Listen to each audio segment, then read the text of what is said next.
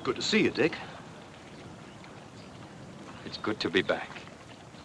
Everything has been arranged. She's up there waiting for you. Thank you.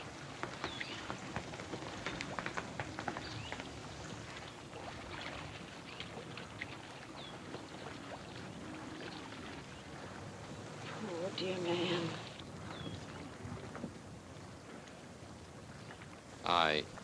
I guess I'll be going now. Good luck to you, Dick.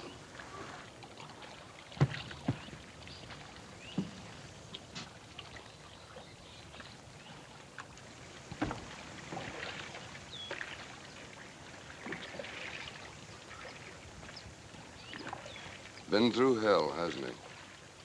To a man like that, 2 years in prison is worse than hell. Isn't that Dick Harland? The chap who used to live in back of the moon? Yes, I believe it is.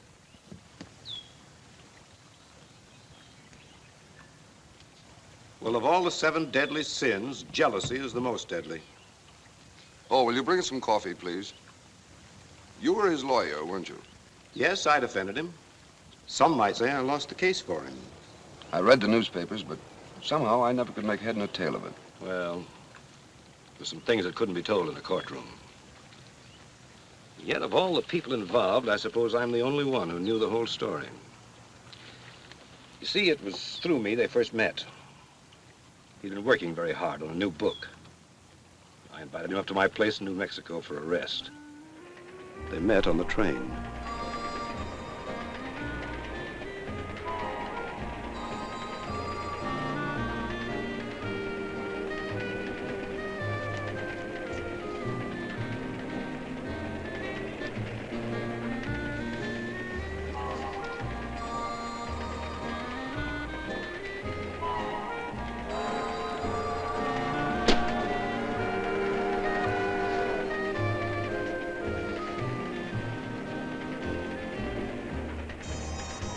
Thank you.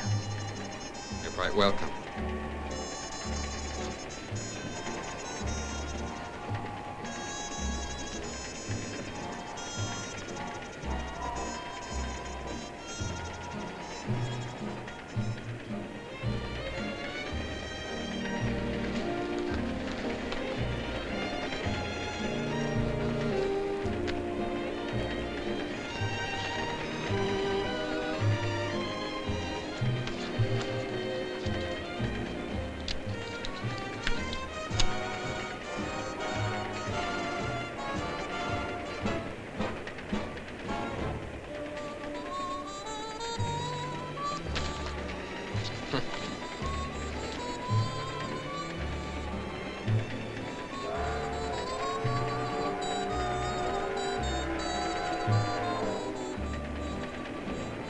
Oh, I'm sorry.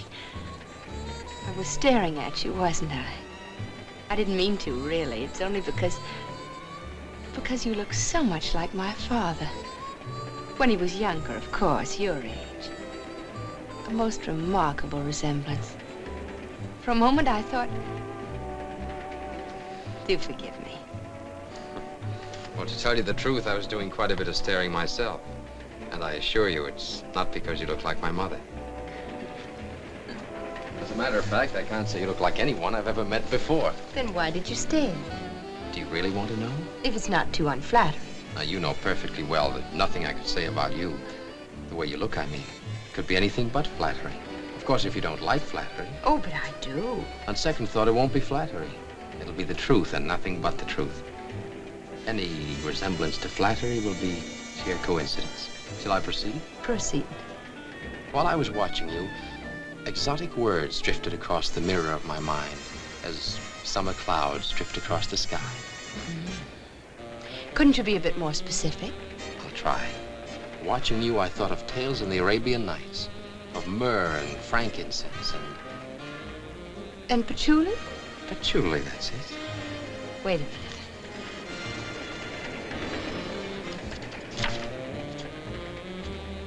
I knew it. Here it is. I quote, "As he watched her, exotic words drifted across the mirror of his mind. He thought of tales in the Arabian Nights, of myrrh and frankincense and patchouli." unquote. So that's where it came from. Well, I guess so, but really I wasn't. I give you my word, it's weeks since I read the thing. It must have impressed you enormously. The book? Not particularly. Rather a sloppy job, I thought. I agree with you. You do? Next stop, your center. Next stop, your center. Oh, that's me.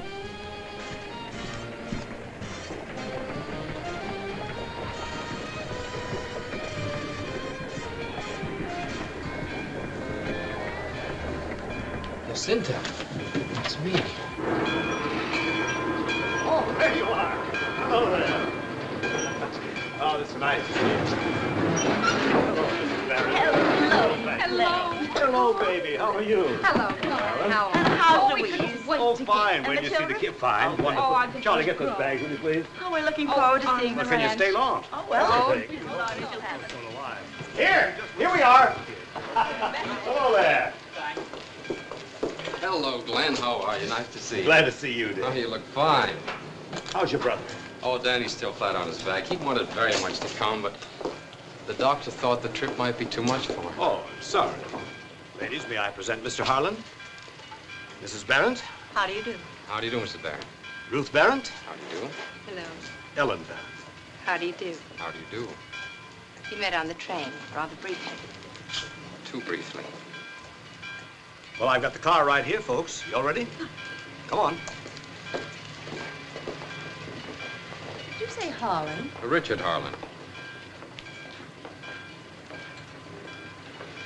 Oh, Mr. Harland, I'm terribly sorry. I doubt if I'll ever forgive you.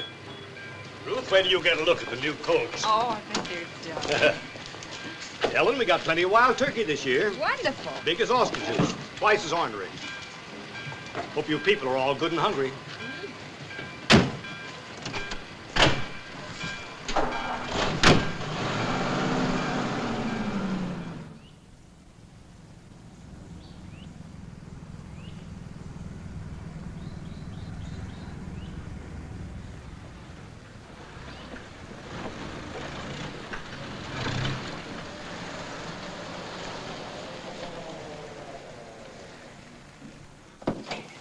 Here we are. Mom, they're here! They're here! Welcome to Rancho Jacinto. Thank you, Glenn. Oh, Mother, isn't it wonderful? Oh, it's beautiful. Ruth! Oh, my dear. Margaret.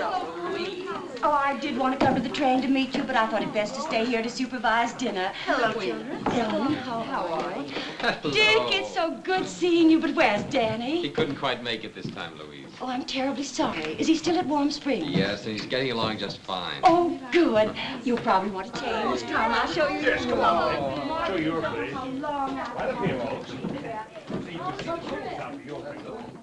Those trout were in the stream a couple of hours ago. That's something you couldn't get in Boston. Oh, perhaps not, but on the other hand, our codfish. Oh, well, now, I was born and raised in Boston myself, and I yield to no one in my passion for codfish. I hate codfish. So do I. Children, that's rank disloyalty. It's treason. Mr. Harlan, what do you think?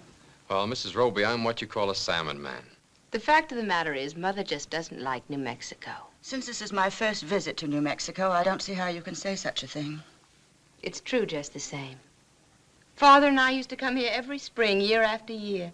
And occasionally Ruth came along, but never Mother. It's too bad Mr. Barron didn't come along this time. I've been told I resemble him.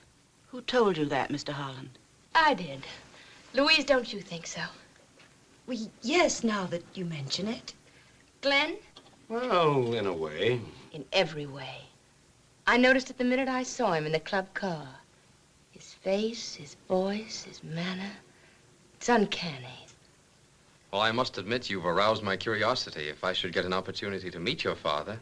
That's hardly likely, Mr. Harland. My husband... We've come here for my father's funeral. My goodness, there is a resemblance. Why, a most decided resemblance. Tell me, what did they mean about coming here for the funeral? Oh, that was rather a figure of speech. As a matter of fact, Professor Berent died some time ago in the East, and his body was cremated. They brought the ashes here. They're having the ceremony in the morning. Where? High up in the mountain, sort of a plateau. a favorite spot of his. He used to go there a lot with Ellen. Well, now, if you'll excuse me, I'll see if the children have gone to bed.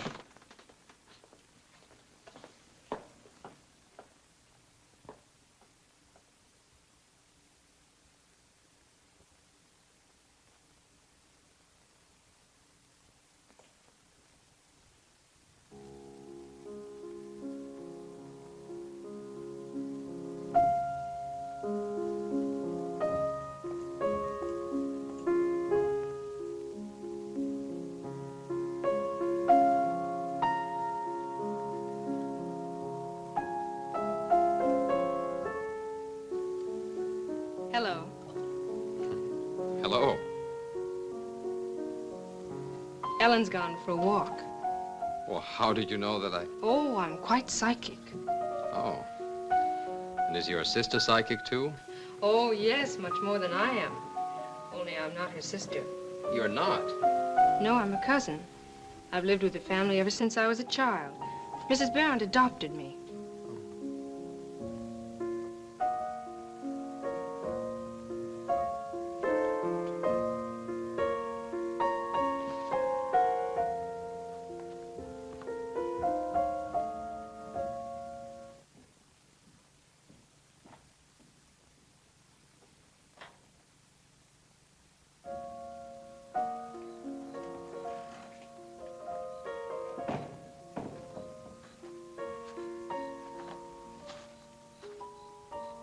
Good evening, Mr. Harland. Oh, good evening.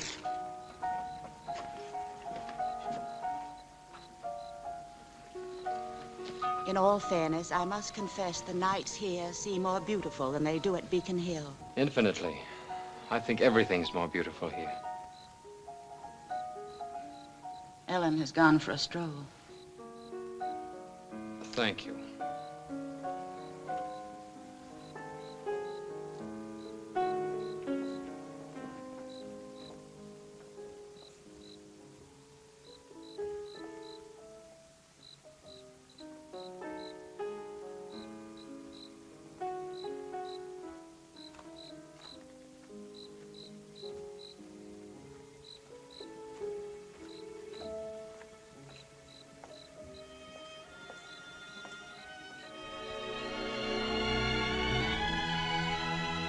Hello. Hello. Am I intruding? Not at all. Well, I'm afraid I owe you an apology. It was rather clumsy of me at the table to speak of your father. That's all right. You couldn't have known.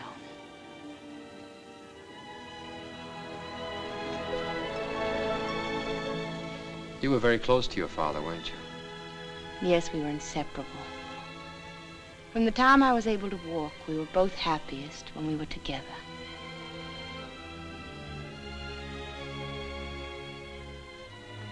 Engagement ring? Yes. But I believe I better be going in now. We're getting up at 5 o'clock in the morning. Good night. Good night.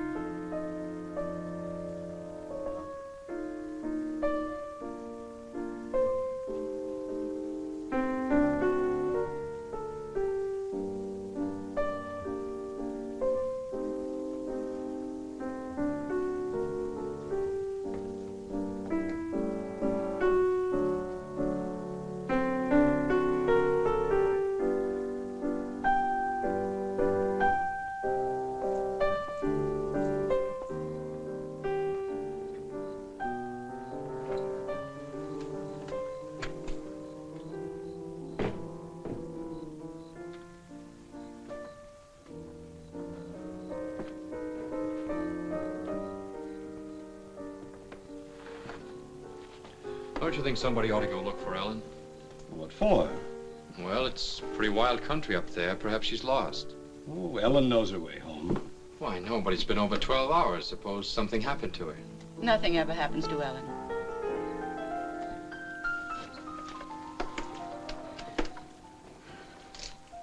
Well, I think I'll take a ride before I turn in.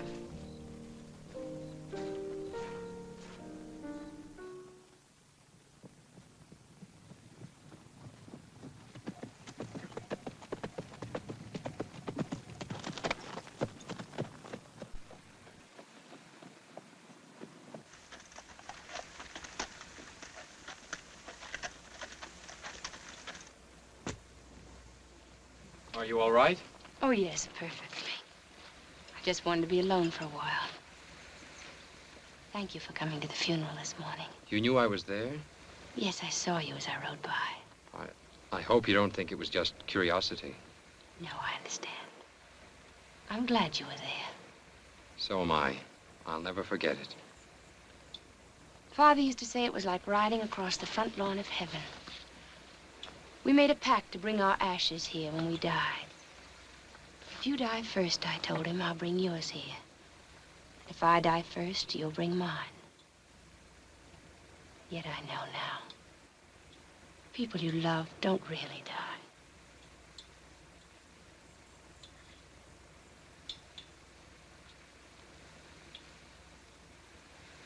Shall we go now?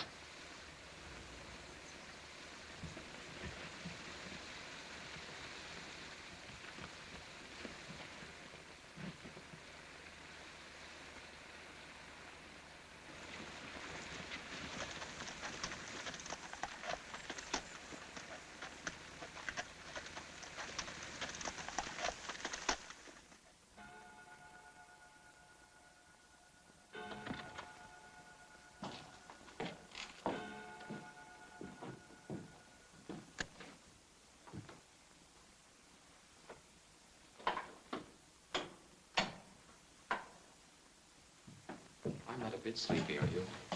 Not in the least. Have you forgiven me yet?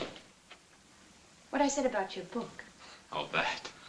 I have an altogether different opinion now. I finished reading the book last night, and I found it quite absorbing. What made you change your mind? I got interested in one of the characters. Which one? The author. Well, I assure you the book is not supposed to be about me. Oh, but it is, whether you like it or not. Every book's a confession, my father always said. Of course, you have to read between the lines. And did you? Mm-hmm. Well, what sort of man am I? You're a bachelor. 30 years old. You were born and raised in Boston, and you went to Harvard, where you edited the Lampoon. When you graduated, you went to Paris, and you studied painting for a while. You have a lodge in Maine called Back of the Moon. Before you went in for writing novels, you were a newspaper man. Your favorite sport is fishing, and you speak French and Spanish quite well. Well, shades of Sherlock. Do you mean to say you got all that just from reading my book? Just from reading The Dust Jacket. It was all there under your picture, you know. You know, if you lived in Salem 100 years ago, they'd have burned you. Why did you give up painting? Well, it was like this. In the first place, I discovered I was colorblind. But since I was interested in post-impressionism, that didn't matter much, did it? No.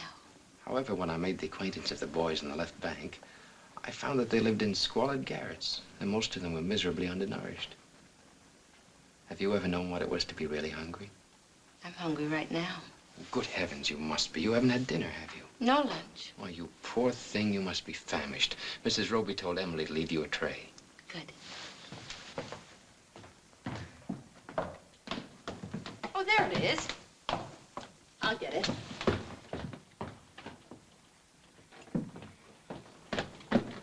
Let me. Tell me about your place in Maine.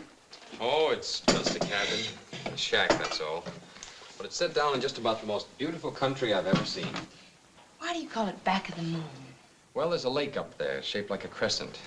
Danny and I used to spend all our summers there. You love Danny a lot, don't you?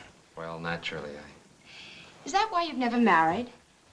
Because you've had to take care of him? No, not exactly. The way I feel about marriage, well, it's like, thank you. It's like that trip I made to Europe after I was graduated. I hadn't the least idea of going abroad. It just happened. I was taking a walk with a girl, and we went down to Boston Wharf and watched a freighter being loaded. And I liked the looks of her. The girl? No, the freighter. She looked good to me and she smelled good to me. I didn't even know where she was going, but I knew I was going with her. And I did.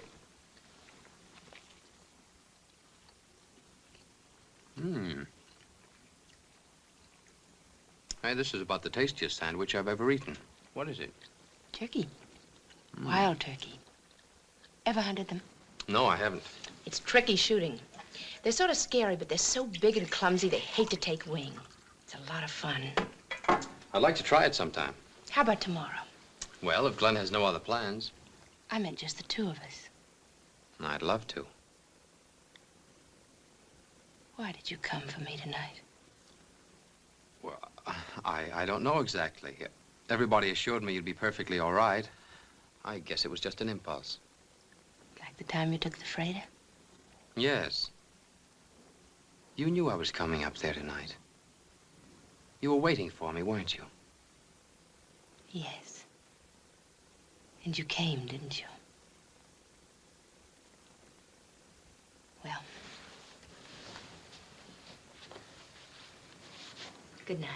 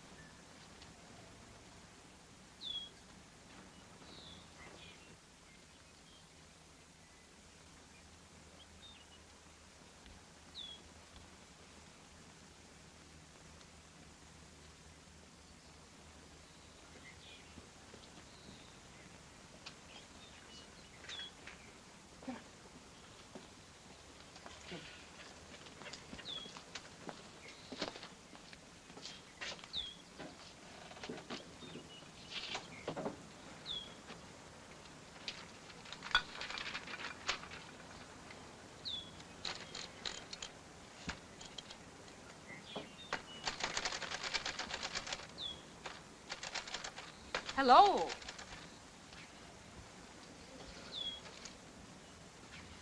What's going on up there? I'm just pruning and tying up the roses. I hope I wasn't interfering with your work. Oh, not at all. I'm glad you're here. I was thinking about you. Something you said the other night. What did I say? Something rather strange. You said you'd been adopted by Mrs. Berent. What's so strange about that? Well, you didn't say Mr. and Mrs. Berent. Weren't you adopted by both of them? Well, yes, of course. Then why did you say Mrs. Berent? I don't know. I suppose it was because she suggested that she was alone so much at the time, and I mustn't keep you from your work.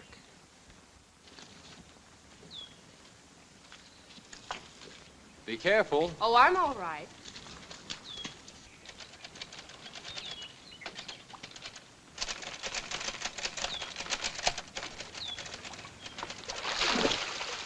How's that for an entrance? Perfect. I'm delighted to see you. All of you. Thank you.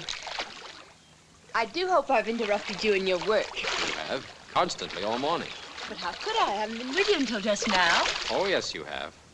I've been thinking about you and about Quinton. Who told you his name? Glenn Roby. How did he happen to tell you? I asked him. Why? Because I hated Quinton. Do you know him? No. Then why do you hate him? Because you knew him. That's nice. You're going to hate everybody I know?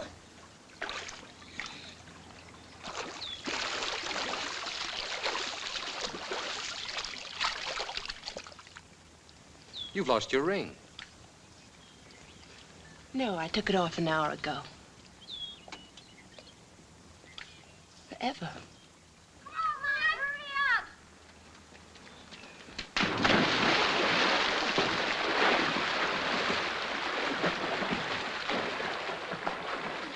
I'll race you across. 1, 2, 3, go!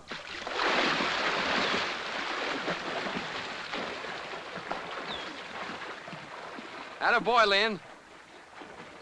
Come on, Lynn, keep it up.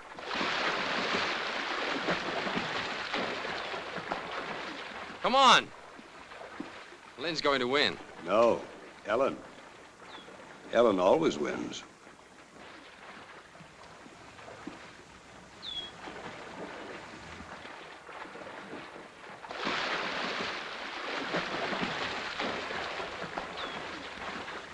The winner! Don't forget we have a date after lunch.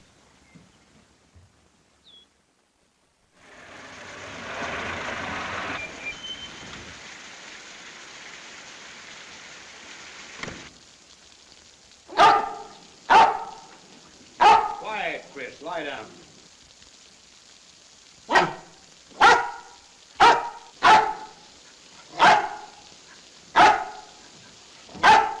What's the matter with you?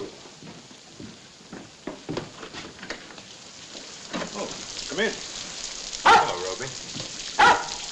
Quiet, Chris. Quiet. You take your things. Thank you.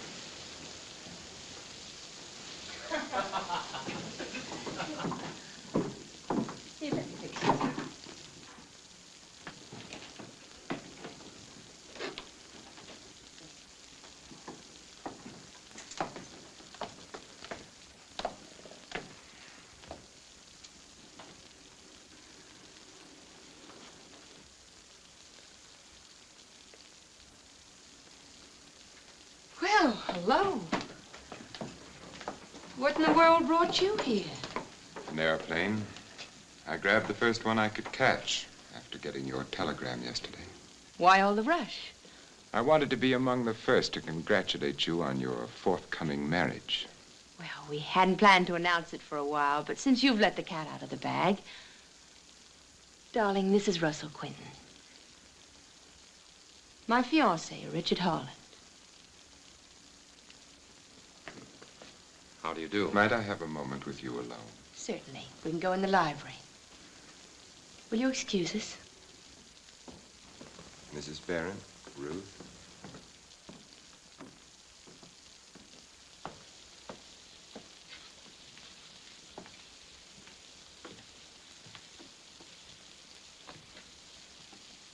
Dick. Dick, is it true?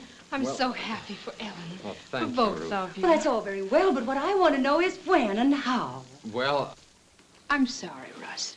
Really, I am. I never expected you to come here in the midst of a political campaign. When do you plan to be married? As soon as possible. Would it be convenient for you to postpone it until the fall? Until after election, you mean? Well, it wouldn't do me much good for the news to get out that I'd been jilted and thrown aside like an old shoe. Oh, come now, Russ. Surely there's no political significance in the fact that a lady has changed her mind. I don't understand it, Ellen. I always knew you'd never marry me while your father was alive. But after he died, I thought there might be a chance. What happened? I'm in love. We intend to get married at once. Tomorrow.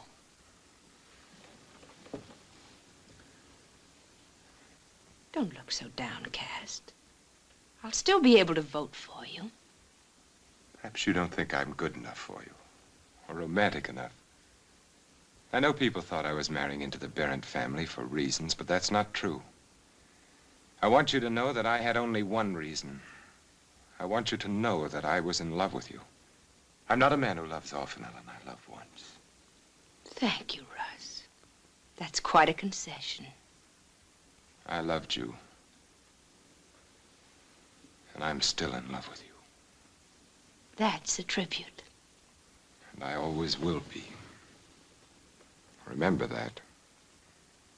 Russ, is that a threat?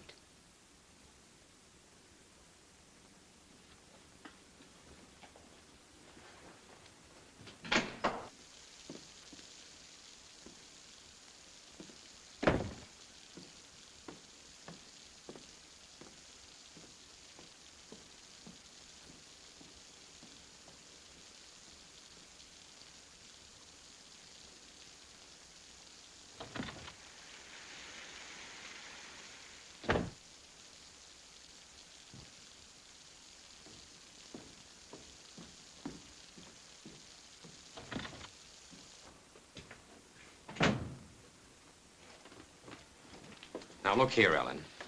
Darling, will you marry me? Why, you unpredictable little...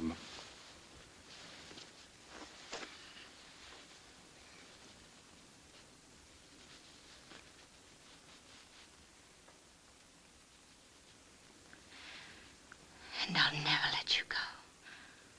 Never, never,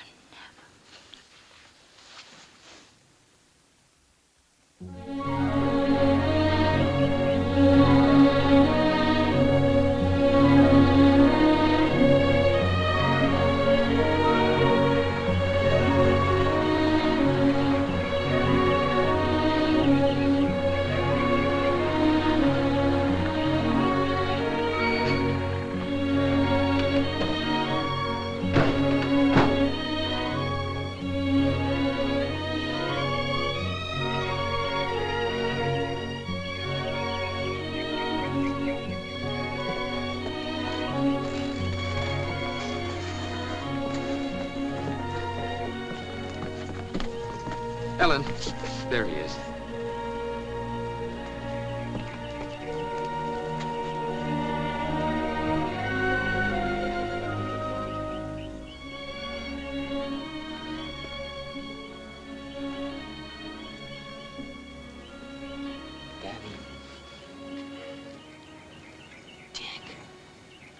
Dick.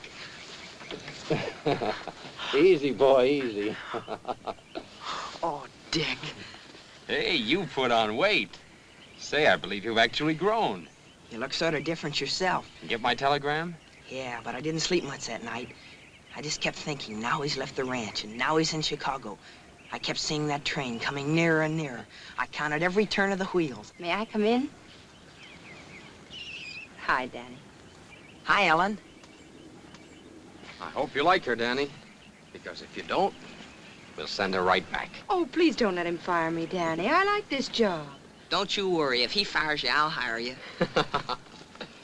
Thank you. Were you surprised to get my letter? Not a bit. I knew it was in that letter even before I opened it. I just kept reading it over and over again. Just to sort of Get used to the idea? yeah. I was trying to picture what kind of a place Taos was. How long a honeymoon is. Ellen didn't like Taos. I thought Warm Springs would be a much better place for a honeymoon. Gosh, I hope you can stay a while. We're going to take a cottage right here in Warm Springs. And live here, you mean? That's right. That's Ellen's idea. That's the way she wants it. Gosh. Well, Mrs. Harland, I think I can feel safe in saying the job is permanent. Thank you, sir. I always does my best.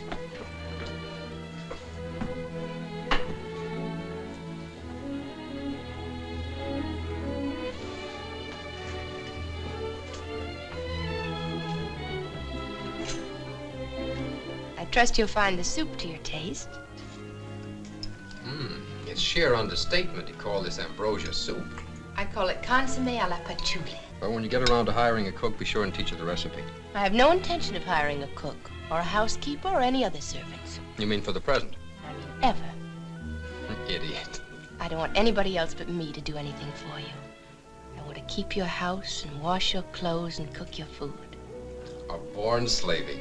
And besides, I don't want anybody else in the house but us. Ever? Ever. Well, but suppose in the natural course of events. Well, that's different.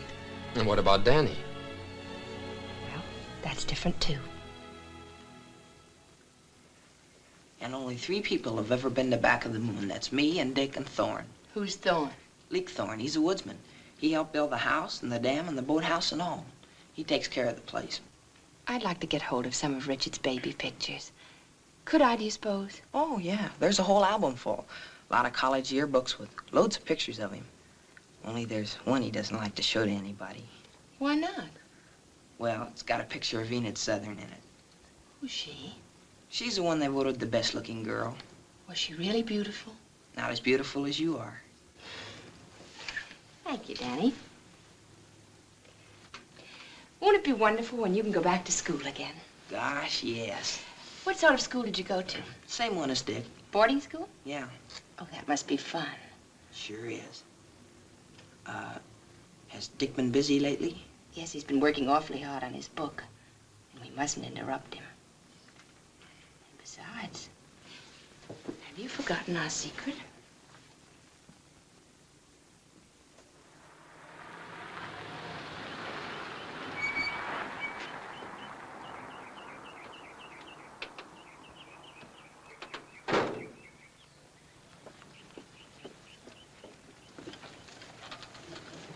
Danny!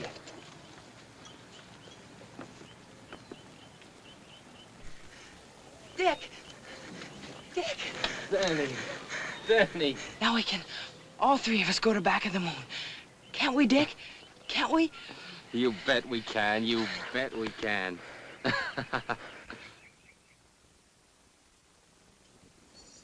It's way up north, miles from nowhere.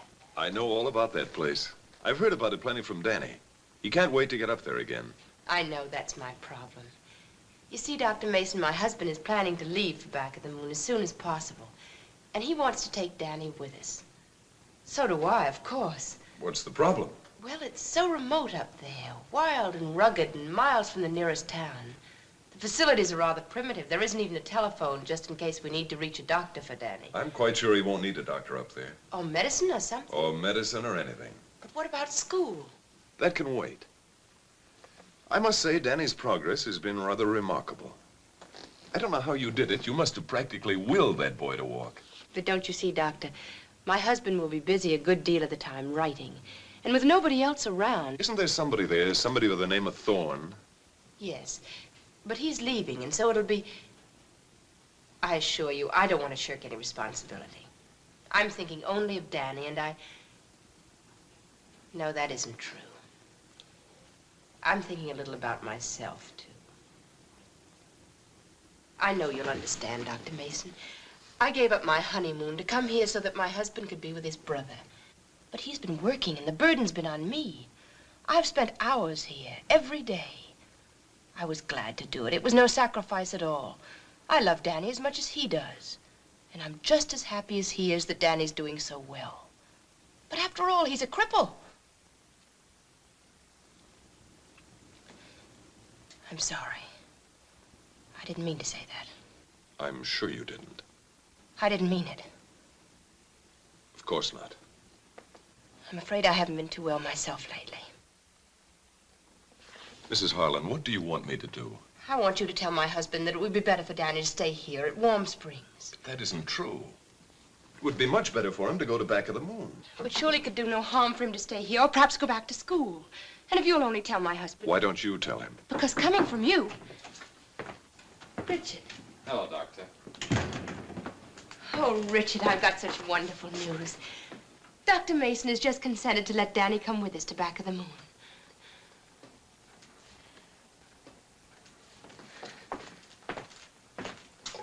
Oh, no, darling, please. Let me. I want to be the first to tell him. And this is Leek Thorne. Hello?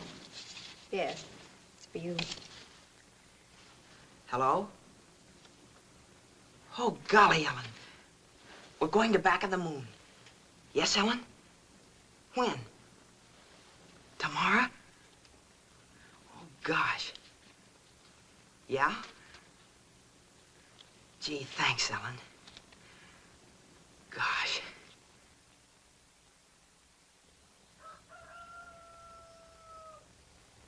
Treat my daughter kindly and say you'll do no harm. And when I die, I'll leave to you my little house and farm. My horse, my plow, my sheep, my cow, and everything I own. And all the little chickens in my garden. My horse, my plow, my sheep, my cow, and all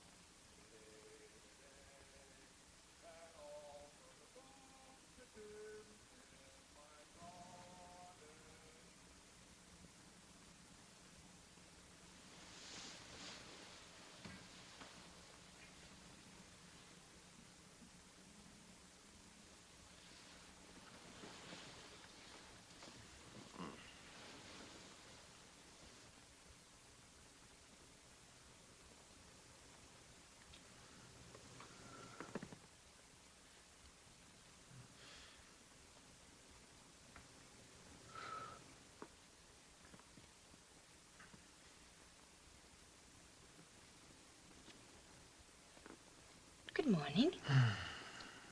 Good morning. Oh, darling, I dreamed you were... What gives? Another day with you. 24 hours with you.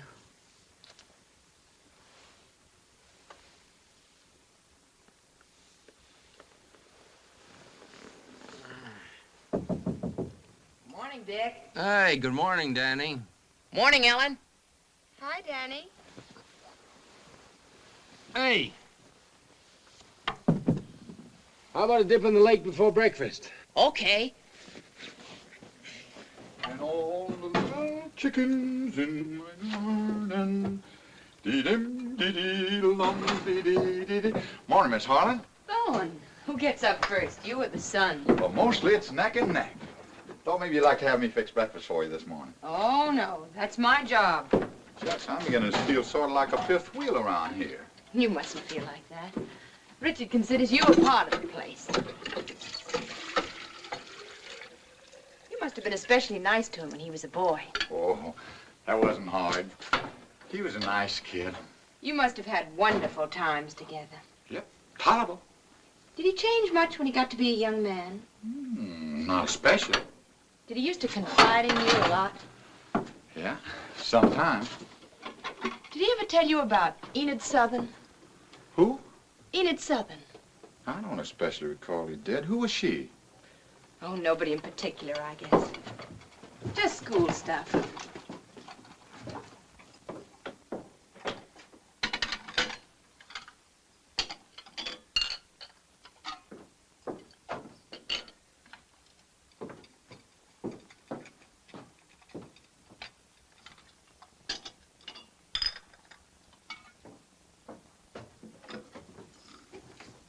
I'll take those. Dawn, do you dream a lot? Never. I had the most awful nightmare last night. We were out in the skiff, my husband and I, and he jumped in for a swim. But I was too lazy, so I just rowed after him. Somehow I was afraid. And when we got to the middle of the lake, I thought it was time for him to get back into the boat.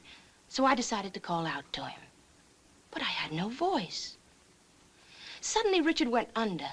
Not diving, but the way seals do. Just sort of settling in the water. Then he came up again, and one of his arms flung out to me as if he were trying to call to me.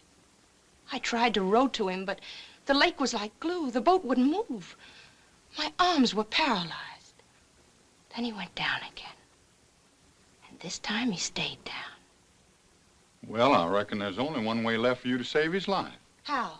For you to wake up. That's just what I did.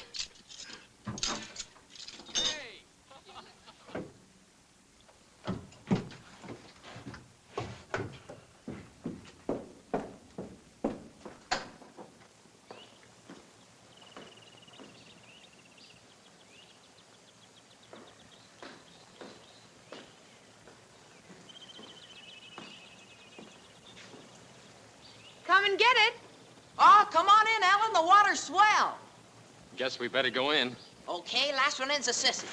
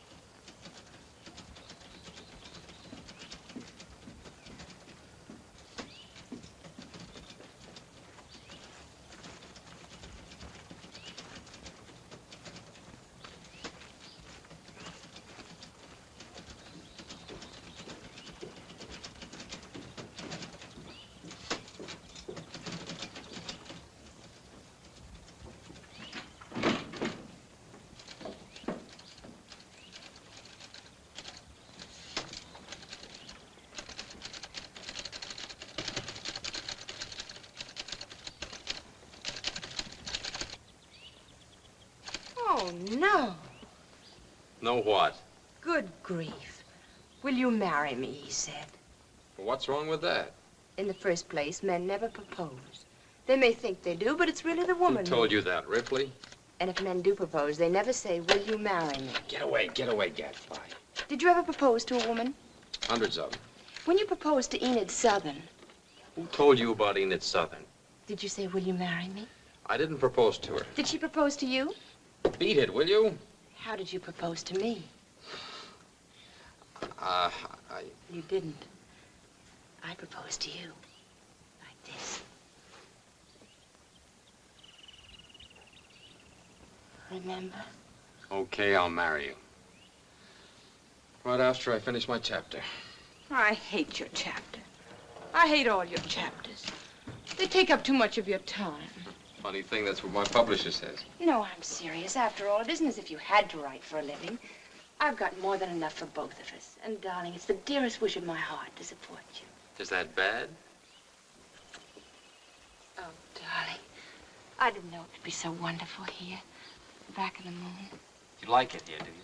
Every minute. If only it weren't so crowded. Crowded? Why, this is the most remote, uninhabited place east of the Mojave. I mean the cabin.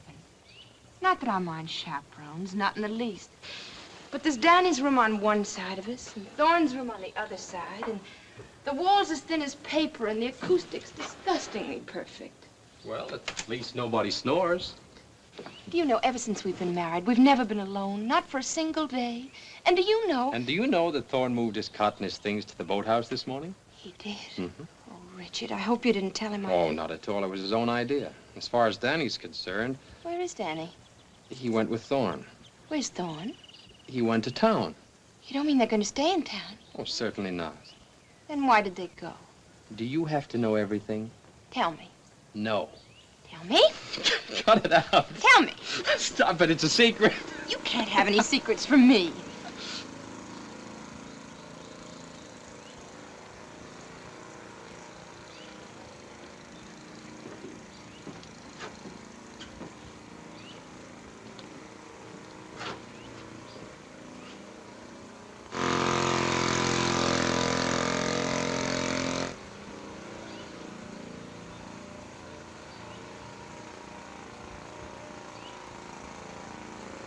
We wanted to surprise you, honey.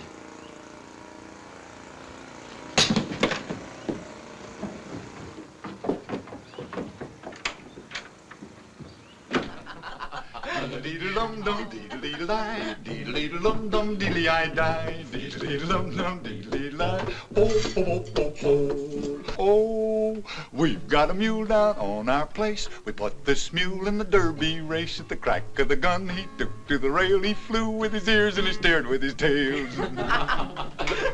A very funny wedding happened down our street. A man named Oates married a gal named Wheat. And as they marched down the aisle, you see the organ played, "What shall the harvest be?" Oh, a possum and a tomcat had a fight. They fought all day and they fought all night. They fit and they fought till their tails dug the ground. Then they hoisted up their tails and they fit another round. Oh, deedle-deedle-dum-dum, deedle-deedle-die, deedle-deedle-dum-dum, deedle-I-die, deedle-deedle-dum-dum, deedle-deedle-die, die-da-die-die-die. Danny, you sing one. Come on. Oh, I got a gal named Caroline. Some of these days she's gonna be mine. She's the gal that I admire. She's the gal sets my heart on fire. What was that? Oh, that was a loon. There's a couple of them across the lake. They sound horrible. Oh, you'll get used to it. But wait till you see the deer. You'll love them. They come right up to the cabin to be fed. What do you give them? Potato peelings and salt. And then, of course, there's our porcupine. Oh, yeah. He used to come up every morning and nibble on the doorstep. The Robies paid us a visit at Bar Harbor just before we left. Are they well? The children had the mumps. Oh. Of course, you've heard about Russ Quinton being elected district attorney.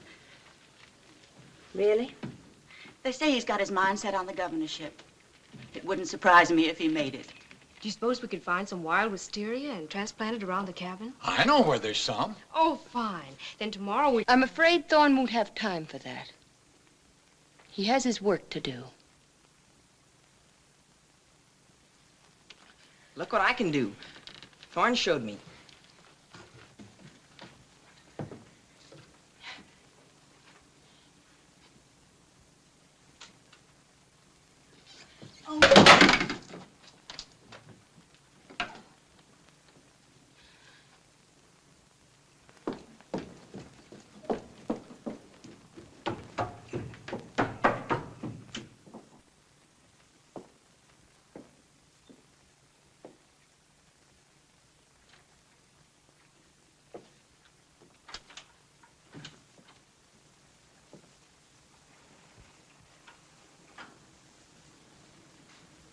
After all, Mother, you must remember Ellen didn't expect us.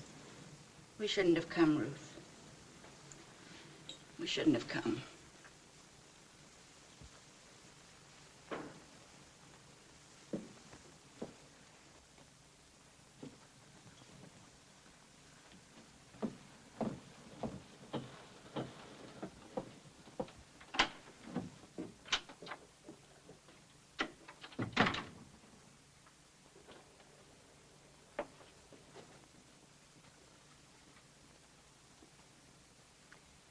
There must be a few loose bricks in the chimney. I noticed it wasn't drawing very well.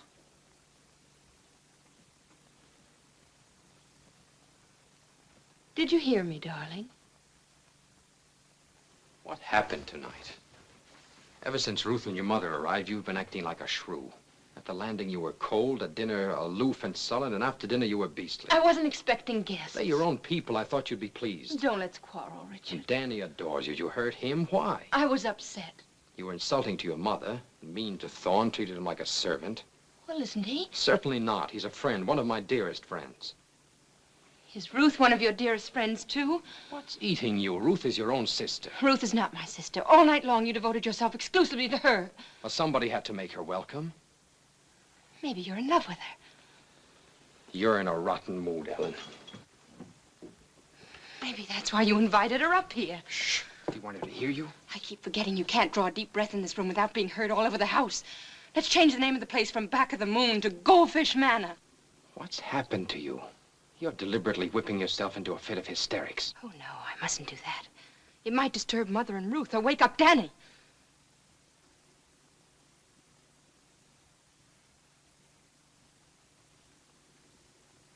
Ellen, what's got into you? I don't know. I don't know.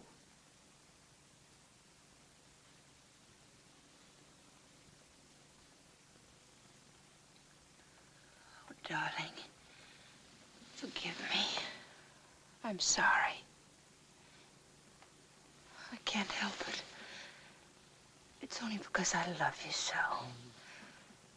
I love you so I can't bear to share you with anybody.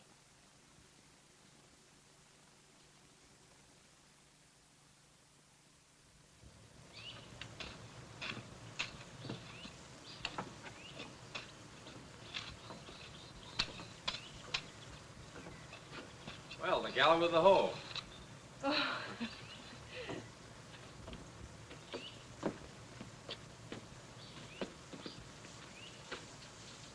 Say, you're doing a swell job. Oh, it's easy here. You just put things in the ground and they grow. It's much harder by the sea where we live.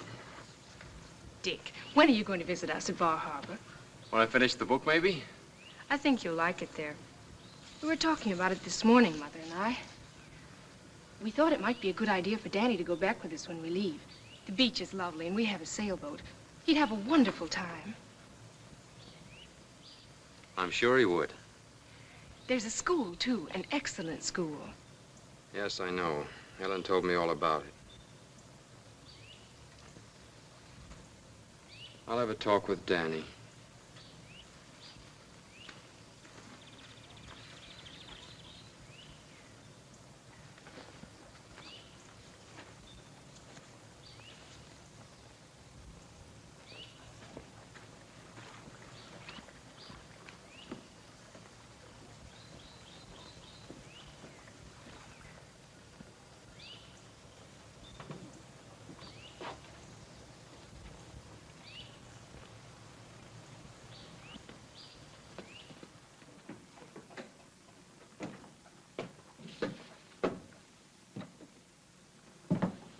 Dick, as far as I've read, it's splendid. Oh, well, just for that, I'll dedicate the book to you. Now, what shall I say? To my sweet, my beautiful, my discerning mother-in-law? Who advised me to dedicate this book to my wife. I'll dedicate the next one to her. Let's dedicate them all to her. I hope you'll send me the rest of the manuscript when it's finished. Well, there are only a few more chapters to write. I'll probably wind it up before you leave here. Well, that's hardly likely. We're planning to leave on Saturday. On Saturday? But that's preposterous. You've only been here a few days. Yes, and they've been wonderful days. Ruth and I shall never forget them. But really, there are reasons why we must be getting home. Does Ellen know you're leaving? I told her this morning. Now, don't look so downcast, Dick. You know, in a way, mothers-in-law are like children. They should be seen and not heard. Not seen too much. What's wrong with Ellen? There's nothing wrong with Ellen. It's just that she loves too much. Perhaps that isn't good. It makes outsiders of everyone else, but she can't help it. You must be patient with her. She loved her father too much.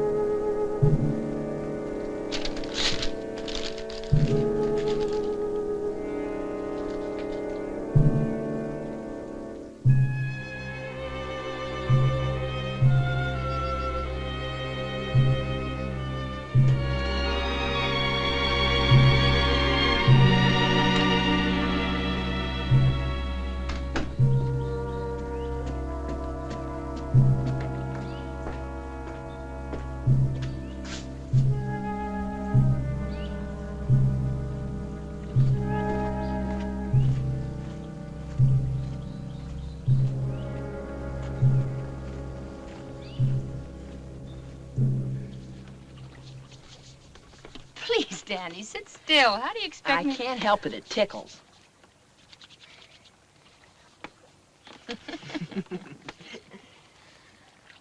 You'll just love our house by the sea. There are a lot of rocks on one side of the beach, and when it's low tide, you can go there and watch the anemones and the ink squids. And there are the most wonderful shells and pebbles, all sizes and colors. Sounds swell. Hold still. How'd you like to go to Bar Harbor for a while? I had a letter from Ruth, and she'd love to have you. I'd love to go. With Dick, you mean?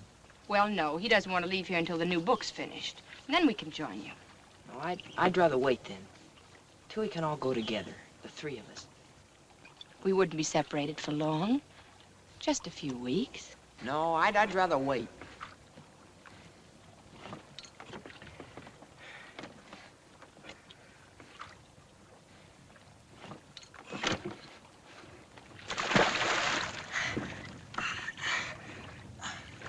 Can I swim all the way across today? Think you could make it? Why, sure. I made it 3/4 yesterday, and I wasn't a bit tired. All right. If I make it today, can we show Dick tomorrow? Yes, tomorrow. And we don't have to tell him how long I've been practicing, do we? No. We can just pretend that you decided to do it on the spur of the moment. Yeah, that's what we'll do. You know, I can just see him watching now. After a while, he'll say, "That's enough, Danny. Better get back in the boat now." And I'll just pretend like I didn't hear him and keep right on going. Are you ready? Ready.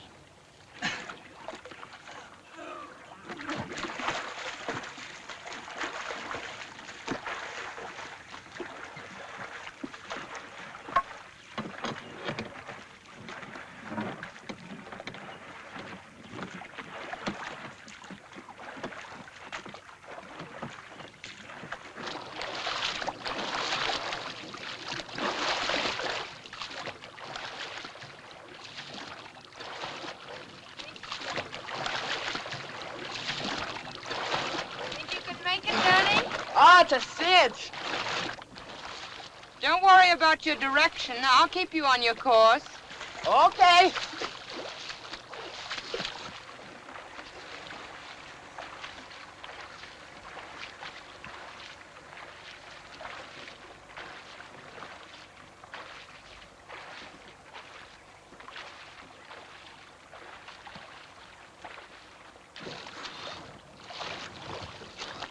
Are we halfway to the point yet?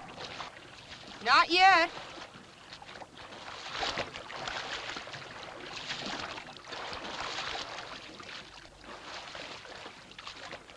You're not making very much progress, Danny.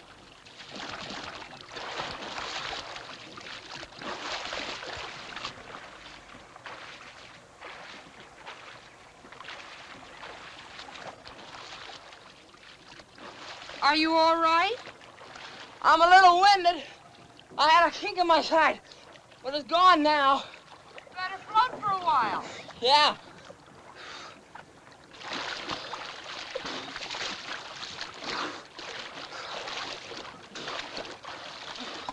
I think I'm getting tired. Take it easy. You don't want to give up when you've come so far. Okay. I'll get my second wind in a minute.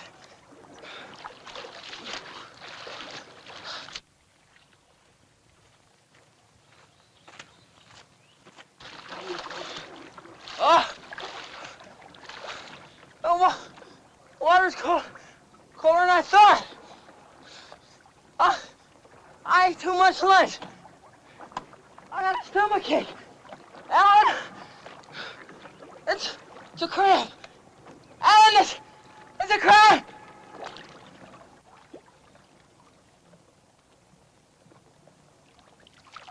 Ellen! Ellen! Help me!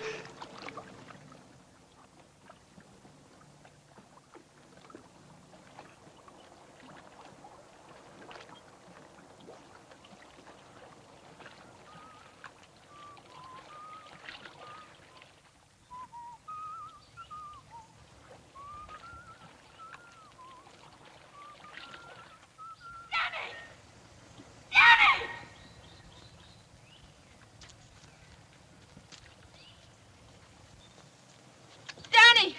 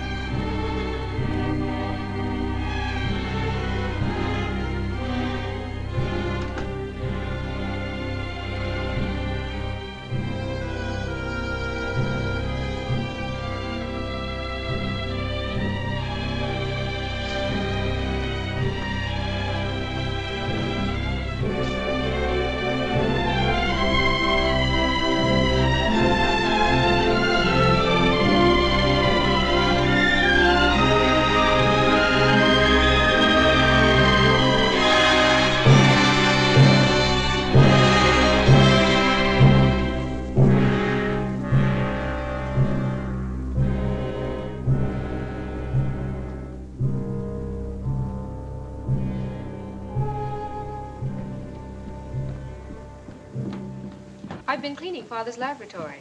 I thought it might be a good place for Dick to work. He's dropped his work. He's dropped everything. I'm losing him, Ruth. I'll die if I lose him.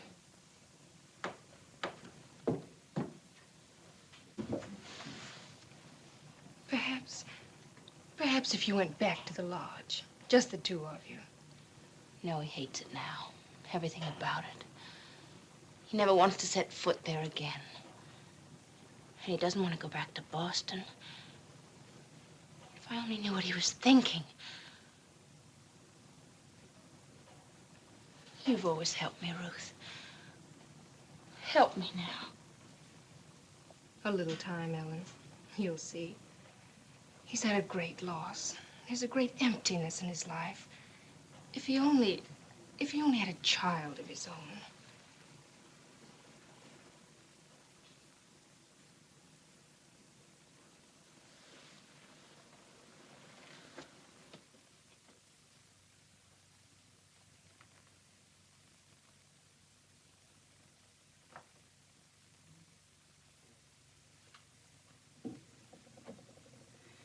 Oh, it's wonderful.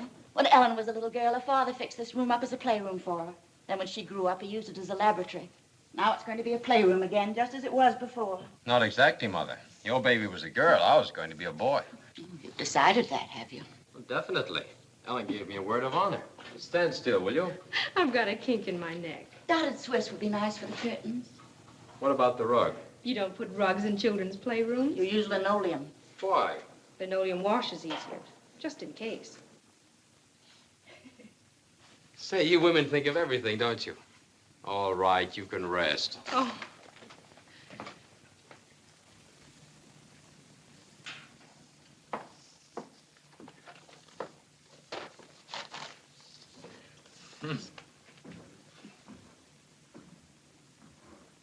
Ellen, you shouldn't have walked up those stairs.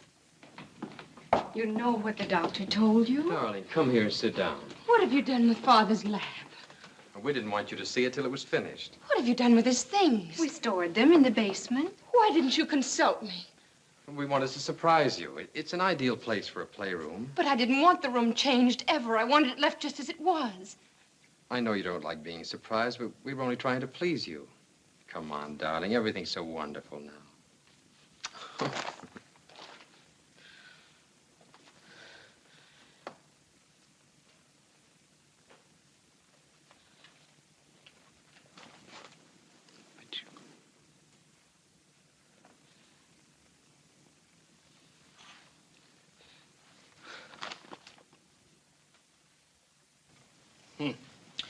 You'll have to behave yourself. Imagine eating shrimps at a time like this. Where's Richard? He went to town. They always upset you. I've been telling you that for years. Did Ruth go with him? Yes, I think so. And especially now in your condition. When did they leave? Right after lunch. And another thing, don't try to be so blamed athletic. What time is it, Mother? Almost 5. You've got to stop gadding about. Gadding? What are you talking about? This baby's making a prisoner out of me. Now, what are you having it for, then? I can't do anything. I can't go anyplace. I don't even see my husband. Why don't you have him come in here? Because I don't want him to see me this way. That doesn't make sense. Those are orders now. No shrimps, no stairs. And don't you budge off that couch.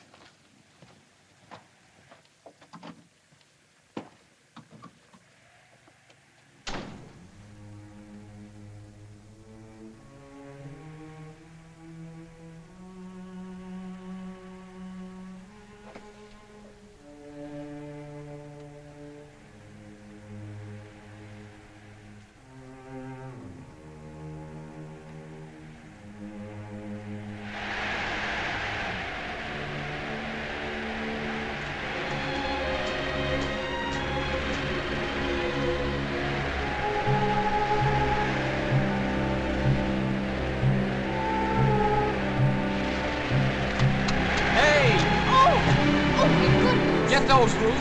Oh, heavens!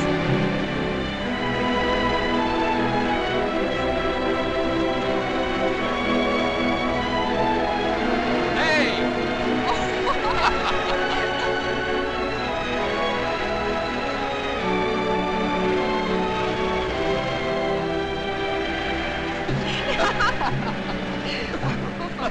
There! What are you doing? You look so funny. You should always wear your hat like that.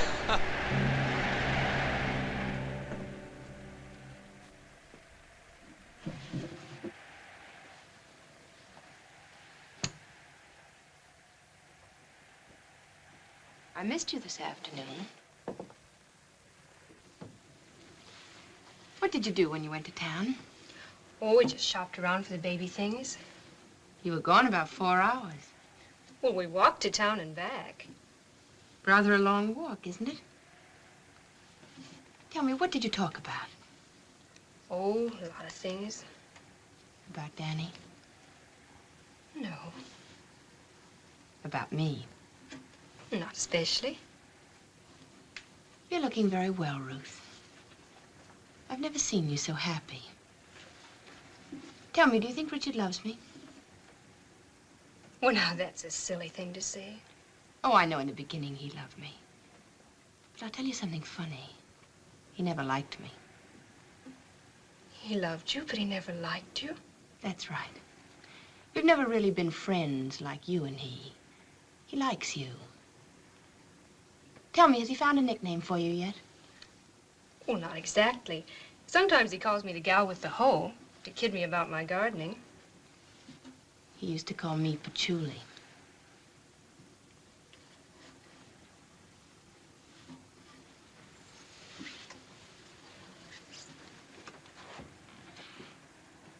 Look at me. I hate the little beast. I wish it would die. Ellen. Shocked, aren't you? If you were having the baby, you'd love it. Well, I never wanted it. Richard and I never needed anything else. And now this. How can you say such wicked things? Sometimes the truth is wicked. You're afraid of the truth, aren't you, Ruth? No. You're the one who's afraid.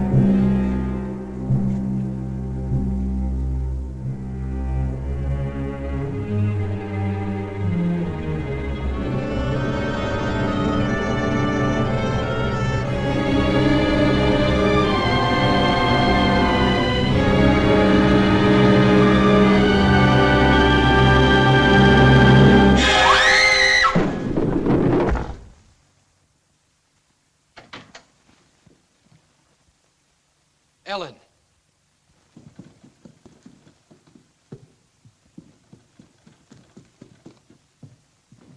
Call the doctor.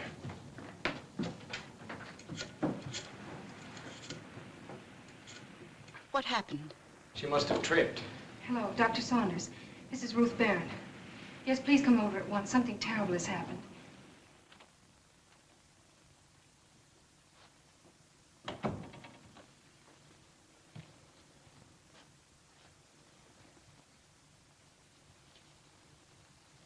Well, we couldn't save the child. It was a boy. I hadn't really hoped it. As long as she's out of danger. Oh, yes. You may rest assured of that. When she came to, she remembered nothing about leaving her room. She thought she must have been walking in her sleep. Well, she couldn't have been asleep. I was with her only 20 minutes before it happened. You can go in and see her now for a moment, if you like. First his brother, and now his son.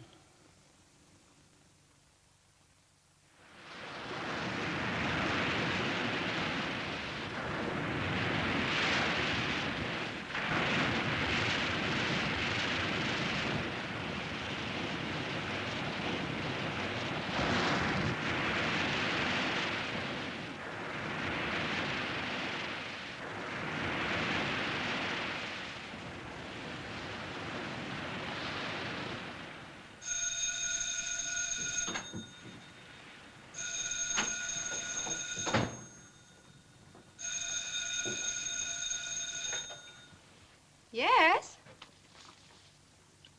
No, she's not here at the moment. But I'd be glad to take a message.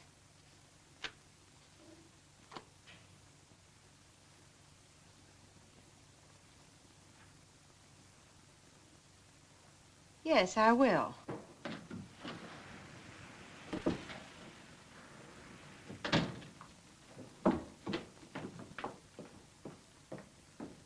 Don't mention it.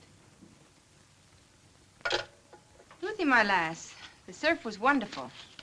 You should have come in for a dip. Too cold for me. You're a softie. You always were.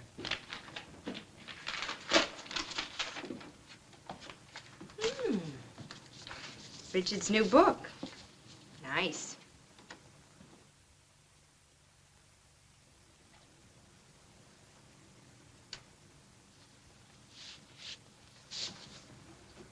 Where is everybody? Dick's gone for a walk. Mother's in her room. I'm worried about Mother these days, the way she keeps to her room. Isn't she well? Perfectly well. Then why do you suppose she insists on acting like a hermit? Why don't you ask her? She won't talk to me. I can't imagine what's come over her. Oh, by the way, that phone call was for you. Somebody from the travel bureau in town said it was all right about the transportation and hotel reservations. Who's going places and where? I am. Mexico. Well, why the wanderlust all of a sudden? I just thought I'd like to get away for a while. From what? Is there anything so strange about my wanting to take a trip? No, I suppose not, but why Mexico? I've always wanted to see Mexico. I've never heard you say anything about it before. What part of Mexico? Tasco. When are you going? Next week. With Mother? No. By yourself? By myself. What are you running away from? Is it me? Ellen, when we were kids, you used to torment me every way you could think of. You can't do that anymore. Is it Richard? If you must know, I'm going away because I can't stand living in this house any longer. The whole place is filled with hate. Your hate. Not hate, love, Ruth. Richard's love for me. All these weeks I was in the hospital, helpless. You had him here in the house to yourself. But it didn't do you any good, did it? He still loves me more than ever. That's what you can't abide. That's why you envy me, isn't it? I don't envy you, Ellen. All my life I've tried to love you, done everything to please you. All of us have. Mother, Father, and now Richard. And what have you done? With your love, you wrecked Mother's life. With your love, you pressed Father to death. With your love, you've made a shadow of Richard. No, Ellen, I don't envy you. I'm sorry for you. You're the most pitiful creature I've ever known.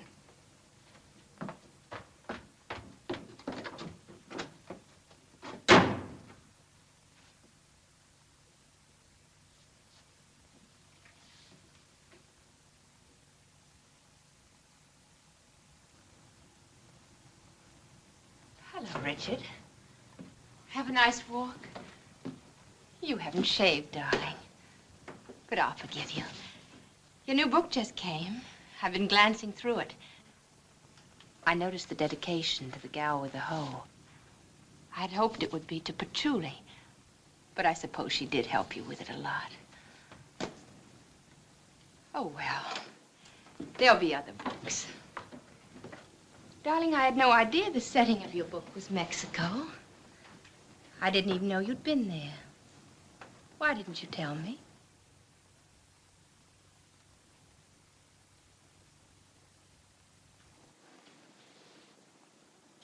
Is anything wrong, Richard? You're so strange. You've been avoiding me. Going off by yourself. Where do you go? What do you think about? Whatever it is, can't you share it with me? We haven't done that for a long time, shared things. Ever since Danny... You've never forgiven me for that, have you? You've always blamed me. You did tell me not to let him swim the lake unless you were with us, but we wanted to surprise you. Danny was so happy planning to surprise you. He'd been doing so well. He swam 3/4 the day before, and he was sure he could make it. The water was so warm. I thought there was no danger. I must have looked away for a moment, and then when I looked back, Danny was sinking. I pulled at the oars and then lost one, and then I grew panicky. It was like a nightmare. Like walking in your sleep? Yes. Yes, I began to paddle, and the boat didn't seem to move. And so you let him drown, didn't you? Didn't you? Richard, you're hurting me. What happened that day at Back of the Moon? You got rid of everybody else.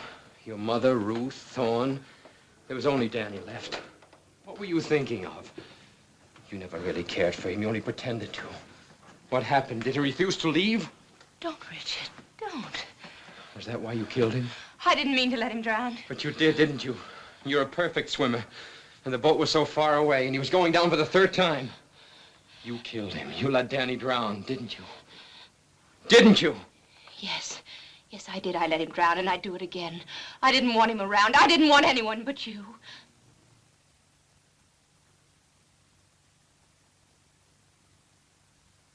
I knew it. I must have known it all along. I kept pushing it out of my mind. I couldn't believe it. Didn't want to believe it. How could I? You loved me, you said. Wanted only to make me happy. Yes. Yes, that was all I ever wanted, Richard. Your happiness, only that. I didn't mean to let Danny drown. I didn't plan it. I swear I didn't. But when the cramp caught him and he went under, I thought if he never came up again, I'd have you all to myself. I thought if he was gone, you'd have only me. And suddenly, while I was thinking that, he was gone. I was sorry then and frightened, and I tried to find him, tried honestly, tried hard, but it was too late. Why don't you kill me, Richard? You could so easily, you know. And the baby. You never wanted it, did you? No. Oh, don't you see, Richard? I didn't want anyone around, only you. I wanted to be just with you. I couldn't stand having anyone between us. Oh, I love you so, Richard. I love you so. I'm leaving you, Ellen.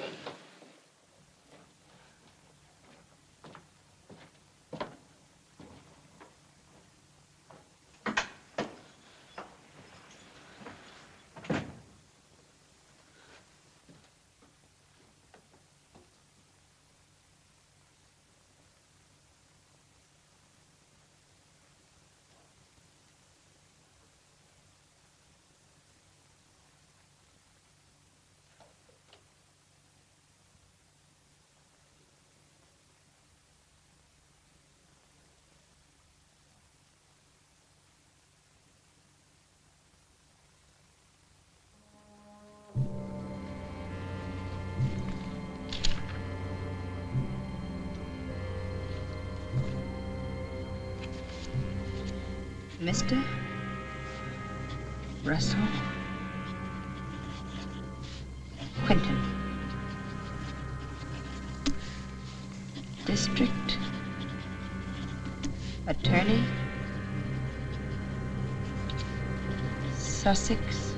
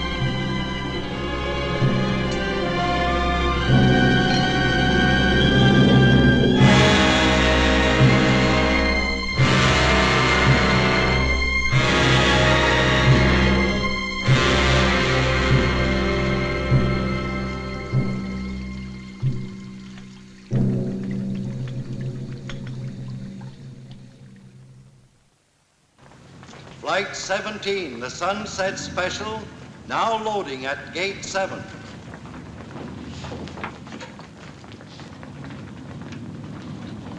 Mr. Richard Harland, wanted at the telephone.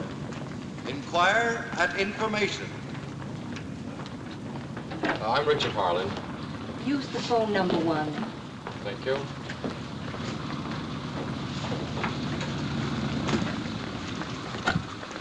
Hello. Yes, this is... Oh, hello.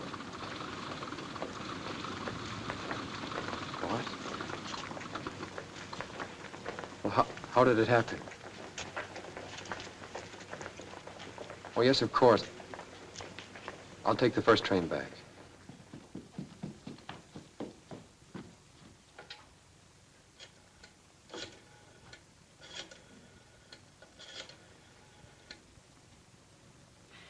Dr. Saunders, I'm sorry to get you out of bed, but she's much worse. Oh, would you hold on for just a minute, please?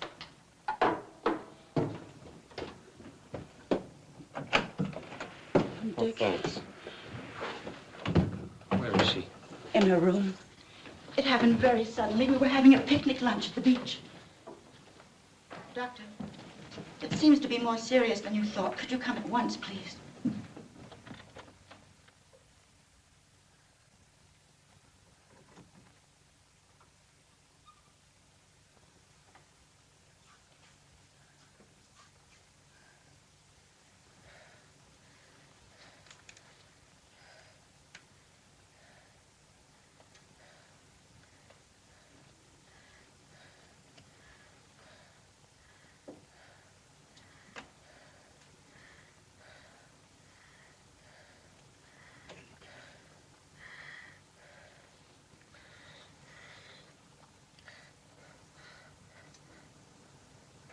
Richard.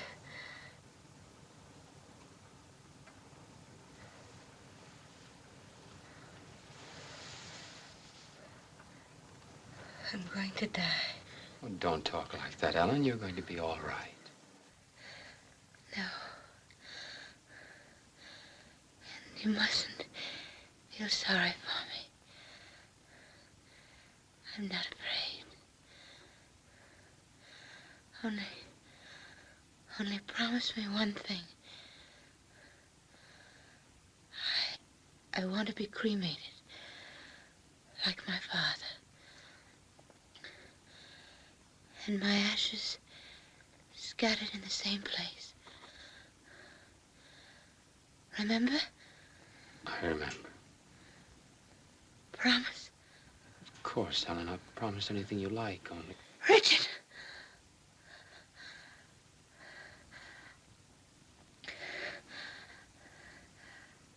I'll never let you go, Richard. Never. Never.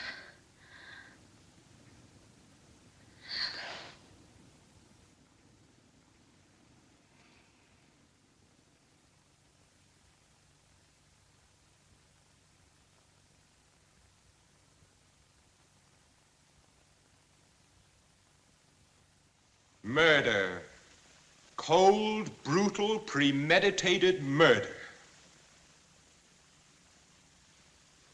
The state will prove that on the afternoon of September 5th, at a picnic attended by Ellen Harland, her mother, and her adopted sister, that Ellen met death as a result of poisoning.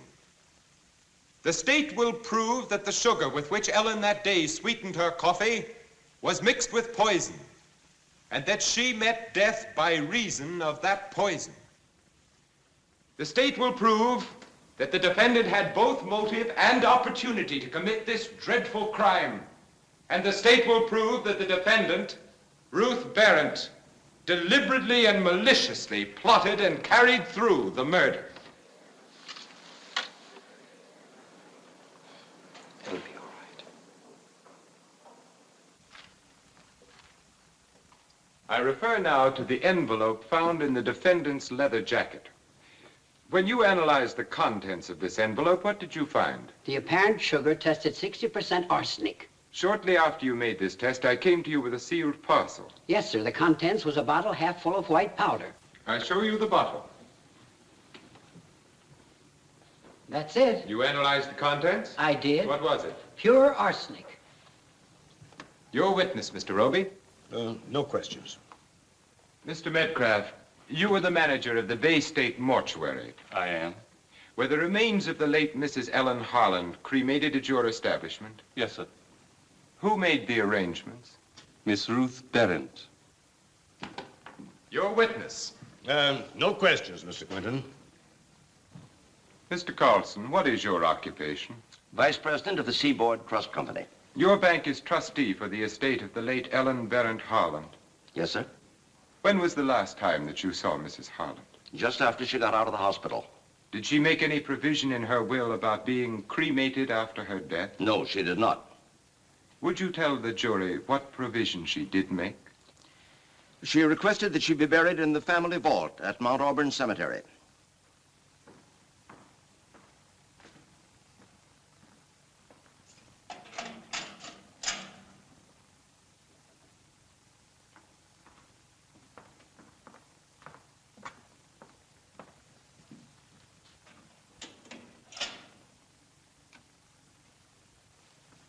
Hello, Dick. Hello. Good evening. Good evening, dear. Tomorrow, Dick, you'll go on the witness stand. You must remember that Quinton isn't just the prosecutor. You may rest assured he'll have his brass knuckles on. He'll throw the whole book at you. He'll ask you some questions that won't be easy to answer. One in particular. You swear to tell the truth, the whole truth, and nothing but the truth, so help you God? I do.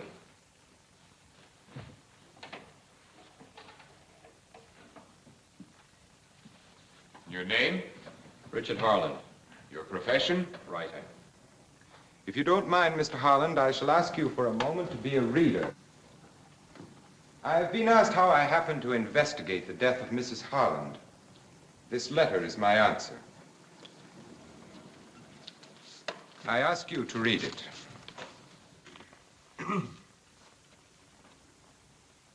Aloud? Please. Dear Russ, I'm writing this letter to you because we once meant a great deal to each other, and there's no one else to whom I can go for help. Richard is leaving me. Proceed, please, Mr. Harland. It was after I left the hospital I first began to sense a change in my husband. At first I thought it might be due to the loss of our child. And then the truth, the awful truth, began to dawn on me. The reason for the change was Ruth. Russ, they love each other and want to get rid of me. When Richard suggested a divorce, I went to Ruth and begged her to give him up. She said she intended to have him and would stop at nothing. I told Ruth I would never give Richard a divorce, and it was then that she threatened to kill me.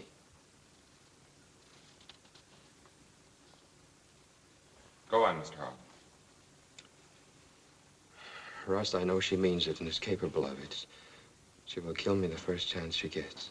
If you don't mind, Mr. Harland, would you read that last paragraph a little louder? She will kill me the first chance she gets. Go on, Mr. Harland. I'm afraid to stay in the house, but I can't leave without Richard. I'd rather die than give him up. I don't know what to do or where to turn, except to you, Russ. Please help me, Ellen. Mr. Harland, you identify the handwriting in this letter? Yes, Ellen. I call your attention to the first sentence. I am writing this letter to you because we once meant a great deal to each other. Do you know the significance of this? I suppose it refers to the fact that you once were engaged to her. Yes, we were once engaged. Did you know that when you first met her? Well, she was wearing an engagement ring. You knew when you met her that she was engaged to another man? Yes. And in spite of that, you made love to her? I suppose so. Will you tell the jury about this courtship? I didn't exactly court her. You mean that she courted you? No, not that either. Well, then what do you mean? I knew that she'd marry me if I asked her to. And so you decided to ask her? No, I decided not to. Did she ask you? Not exactly. Well, then how did you happen to get married? Well, I found one day that she had removed her engagement ring. She gave me to understand. I realized then that I was in love with her. Did you tell her so? Yes. What did she say? She said she would never let me go. How soon after this were you married? A couple of days later, she wanted it that way. Were you reluctant? I was doubtful. Now, Mr. Harland, I don't say this critically, nor in mockery, nor to suggest that you are conceited, but simply to be sure that I understand you correctly. You suggest that a beautiful young woman engaged to another man falls in love with you, wins you, and persuades you into a quick marriage against your better judgment. Is that a fair statement of the facts? Yes. I see. Now, how soon after this did you begin to regret your surrender? Were you happy with your wife for the first month? Completely. The second, the third, the fourth? Yes. Was Ruth at the ranch in New Mexico during the time Ellen met and courted you? Yes. Did you see much of Ruth at this time? No. Where did you go after you left New Mexico? To Warm Springs, Georgia, to visit my brother Danny. During your residence in Warm Springs, did you have any servants? No. Who did the housework? Ellen. And the cooking? Ellen. You couldn't afford any servants. It wasn't a question of afford. She preferred it that way. Ellen liked doing things for you. Yes. Did Ruth come to visit you during this time? No. Where did you go after you left Warm Springs? To a fishing lodge I have at a place called Back of the Moon. Did anyone come with you? My brother Danny. When was that? In June. In June, were you still happy with your wife? Yes. How about July? Yes. You loved her in July. How about August? Did anyone come to visit you in August? Mrs. Berent. Anybody else? Ruth. You loved Ellen in August. Well, how about August? My brother was drowned in August. Yes, I know how that must have saddened you. But did it affect your love for Ellen? Danny meant a lot to me. So did Ellen? Yes. Danny was drowned in August. Come to September. Did your love for Ellen continue in September? In a different way. In what different way? We were to have a baby. You mean that your love for Ellen increased because she was going to have a baby? No, not exactly. Did it grow less? I don't know. Well, then what do you mean by in a different way? I don't know. During this time, you were living in Bar Harbor at the Berent home? Yes. And Ruth was there all the time? Yes. Your wife was confined to her room? A good part of the time. Did you see a great deal of Ruth during this time? Yes. Practically every day? Yes. When did you stop loving Ellen? I don't know. Isn't it true that shortly before your wife died, you quarreled with her? Yes. What about? I can't say. Wasn't it because Ellen was jealous of Ruth? She had no reason to be. Wasn't she? Ellen was jealous of everybody. But was she jealous of Ruth? I refuse to answer that. Then perhaps you'll answer this. Are you in love with Ruth? We're very good friends. Are you in love with her? I'm very fond of her. I want you to answer yes or no. I'm asking you a very simple question. Perhaps you didn't understand me. I shall repeat it for you. Are you in love with Ruth? Are you in love with Ruth? Are you in love with Ruth? I hand you a copy of Richard Harland's new book. Kindly turn to the dedication page. Would you please read the dedication? To the gal with the hoe. To whom does that refer? To me. Isn't it rather strange that Mr. Harland didn't dedicate his new book to his wife?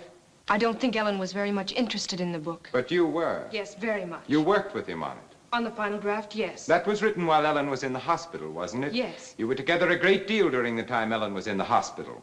Well, we were... Working on the book. Yes. Will you tell the jury where most of the action in this book takes place? Tosco, Mexico. Had you ever been to Mexico before? No. During all the time that you lived with the Berent family, had you ever gone away on a trip before, alone? No. Why did you decide to go to Tosco?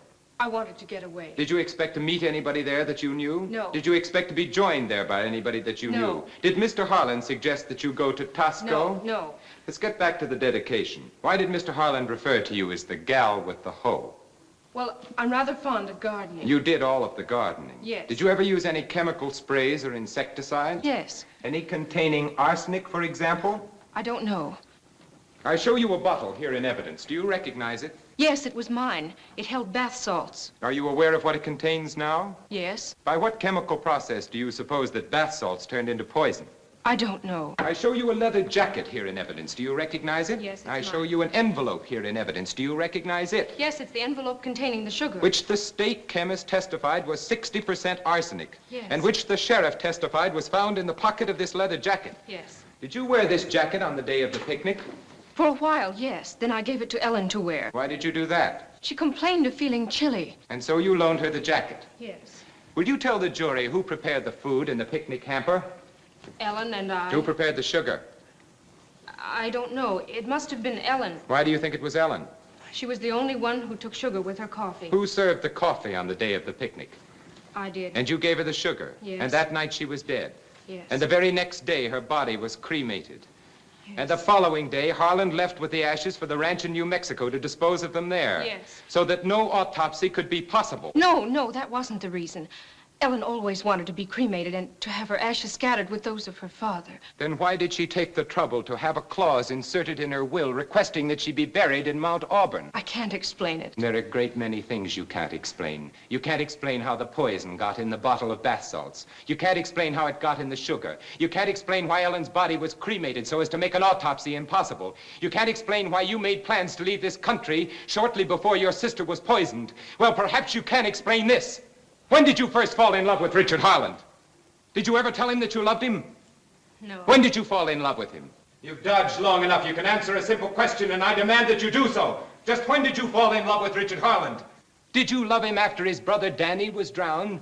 Did you love him after the death of his stillborn child, after his wife died? Did you love him last week, a month before, a year before? Are you in love with him today? Yes. Yes, I am in love with him. I think I've always loved him. The state recalls Richard Harland to the stand. That's all.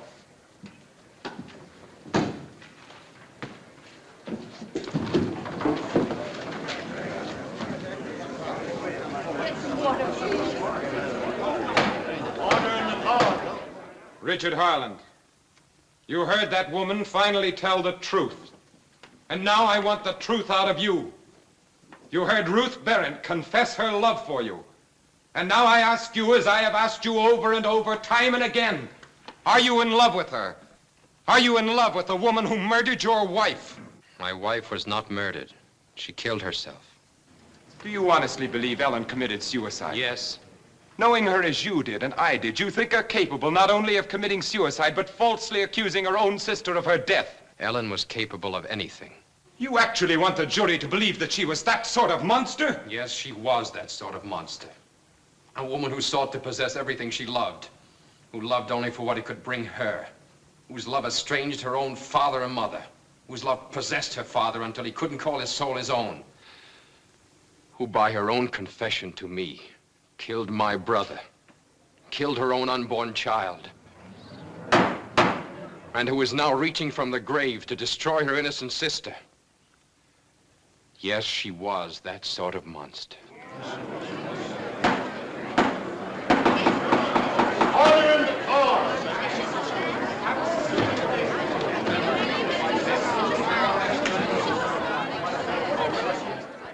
It took the jury only 10 minutes to bring in a verdict of not guilty for Ruth. But Harland had sacrificed himself. In withholding knowledge of Ellen's crime, he'd become an accessory. He got 2 years. But Ellen had lost. I guess it's the only time she didn't come out first. I guess Dick's about home now.